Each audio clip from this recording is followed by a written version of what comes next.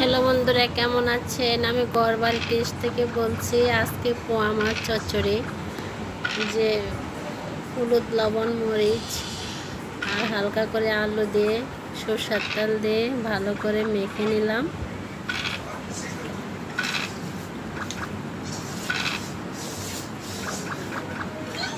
কার কার এই ধরনের মাছ মাখায় পছন্দ, কিন্তু আমার থেকে ভালো লাগে পোয়া মাছ এভাবে মেখে।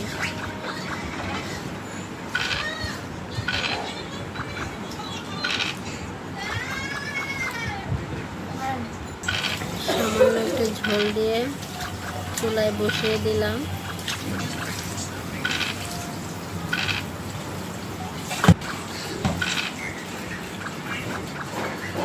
সাধারণত আমার থেকে পোয়া মাছে মাখি সব কিছু মেখে বসাই দিলে তখন ভালো লাগে। এই যে আমাদের মাছ রান্না হয়ে গেল, সেই স্বাদ।